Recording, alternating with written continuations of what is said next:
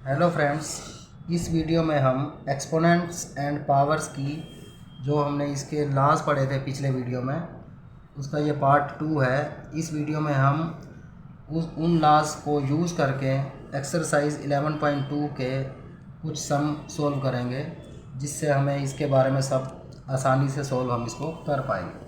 तो जैसे कि हम एग्ज़ाम्पल ले रहे हैं क्वेश्चन नंबर 5 का पार्ट 1। सिंप्लीफाई 2 की पावर 5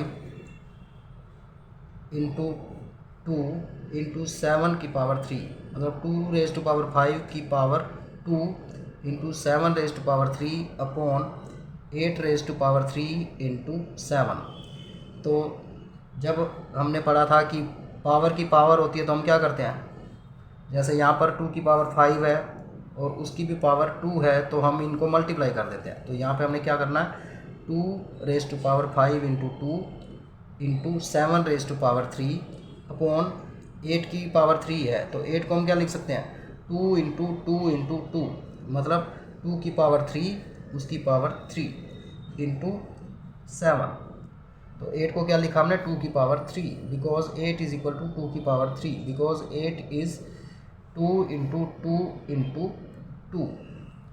सो 2 की पावर 3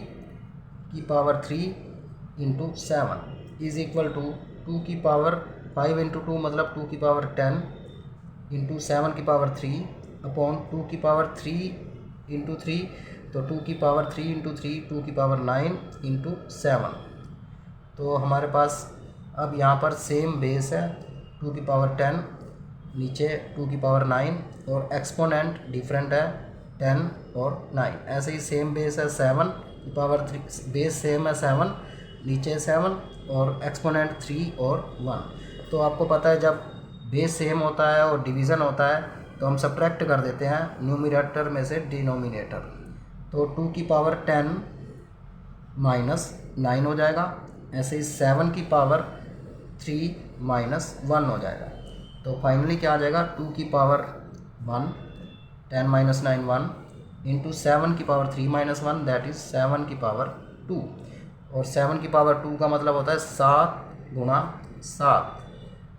तो 7 गुणा 7 क्या होता है, 49 इंटू 2, 49 को 2 से मल्टीप्लाई करेंगे तो 98 आ जाएगा। सिमिलरली सेकंड एग्जांपल है question number 5 part 3। Simplify 3 raise to power 5 into 10 raise to power 5 into 25 upon 5 raise to power 7 into 6 raise to power 5 is equal to क्या होगा, 3 की पावर 5। अब 10 को हम क्या लिख सकते हैं, 2 इंटू 5, तो 2 इंटू 5 की पावर 5, और 25 को हम क्या लिख सकते हैं, 5 इंटू 5, तो 5 इंटू 5 का मतलब है 5 की पावर 2, 5 रेज टू पावर 2। ऐसे ही नीचे क्या है, 5 की पावर 7, तो 5 की पावर 7 ही लिखा है। उसके बाद 6 की पावर 5 है, तो 6 को हम क्या लिख सकते हैं, 3 की पावर 5 इंटू 2 की पावर 5, क्योंकि 6 क्या होता है 3 इंटू 2, तो 3 इंटू 2 रेज टू पावर 5, तो 3 की पावर 5 इंटू 2 की पावर 5। तो आगे अब इसको सिंप्लीफाई करते हैं। सबसे पहले हमने लिखा 3 रेज टू पावर 5 इंटू यहाँ पर क्या है 2 रेज टू पावर 5, तो ये 2 रेज टू पावर 5 अलग कर लिया। ऐसे ही 5 रेज टू पावर 5 है, इसको अलग कर लिया, 5 raise to power 5 into 5 raise to power 2। अब नीचे क्या है, सबसे पहले हमने सीरियल वाइज लिखा, पहले 2 लिख लिया, तो 2 की पावर 5 इंटू 3 की पावर 5 इंटू 5 की पावर 7। तो इसके बाद हम इसको आगे सिंप्लीफाई करते हैं। अब यहाँ पर देखो 3 की पहले 2 की पावर 5 लिख लेते हैं सबसे पहले, तो 2 की पावर 5 इंटू 3 की पावर 5 सिमिलर है। उसके बाद 5 की पावर 5 है और 5 की power 2, 5 raise to power 5 and 5 raise to power 2। तो यहाँ पर क्या है, बेस सेम है और मल्टीप्लिकेशन में जब बेस सेम होता है एक्सपोनेंट डिफरेंट होता है तो ऐड कर देते हैं। तो 5 raise to power 5 into 5 raise to power 2 क्या हो जाएगा, 5 raise to power 2 plus 7, 2 plus 5 हो जाएगा, 2 प्लस 5, तो 5 रेज टू पावर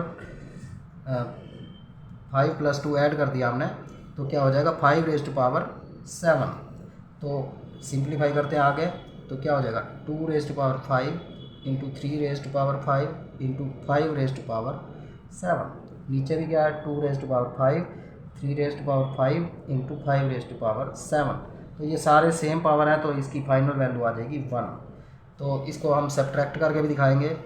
क्या लिखेंगे हम 2 रेज़ टू पावर 5 ऊपर है, नीचे भी 2 रेज़ टू पावर 5 है, तो हम क्या लिखेंगे 2 रेज़ टू पावर 5 माइनस 5, क्योंकि डिवीज़न में सब्ट्रैक्ट हो जाएंगी पावर। ऐसे ही 3 रेज़ टू पावर 5 ऊपर है, नीचे भी 3 रेज़ टू पावर 5 है, तो क्या हम सब्ट्रैक्ट करेंगे 3 रेज़ टू पावर 5 माइनस 5। ऐसे ही 5 रेज़ टू पावर 7 है और नीचे भी 5 रेज़ टू पावर 7 है, तो 5 रेज़ टू पावर 7 माइनस 7।